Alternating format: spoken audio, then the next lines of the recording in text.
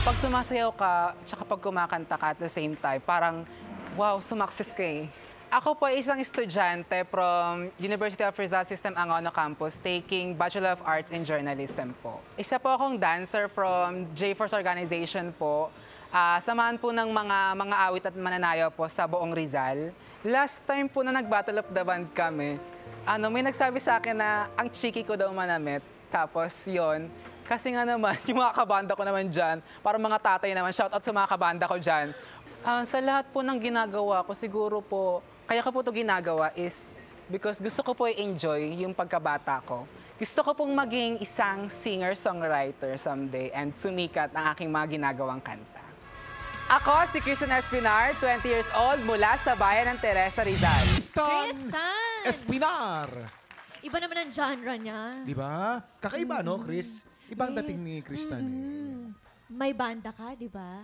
Opo, meron. At ang pangalan daw, 1880? Yes po. Bakit 1880?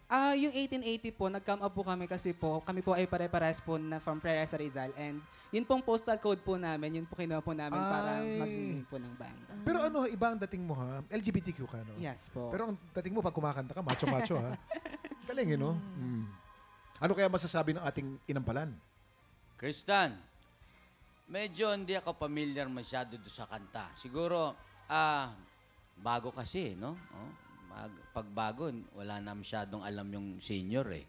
Hinahanap ko, kasi yung kanta, medyo upbeat siya ng konti. So, hinahanap ko yung energy mo. Kasi para kang nagpe-perform siya, nandun lang. Hinahanap ko yung medyo konti pang galaw. Kasi yung parang hinahanap nung song, nung pyesa. Tsaka, yung facial expression mo, medyo blanco kung nakikita. Siguro dapat may mas mailagay ka pa na ibang flavor para mas maitawid mo yung kanta. Yun lang. Kristen, okay, tama yung sinabi ni Sir Renz, no? Andun na yung stage presence mo nung una, yung confidence mo, nakita ko nag-hair flip ka na and all. Hindi lang naging consistent. Siguro masyado ka lang nag-isip dun sa mga gagawin mo. Nasayangan lang ako dun.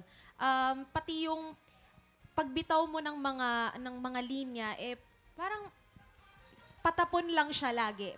Yun lang naman, nakulangan lang ako doon. Pero pagdating sa voice quality mo, wala akong masabi. Ang ganda, parang gusto ko nga kitang marinig kumanta ng Remember Me. Na joke lang. Yan lang. Congrats, Kristen. Maraming salamat sa ating inampalan. Eto na, anong scores kaya ang ibibigay ng ating inampalan? Kristen, eto na ang iyong mga stars.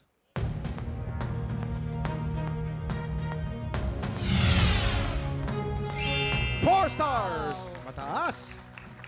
Kristen, ang mga stars na binigay ko ay...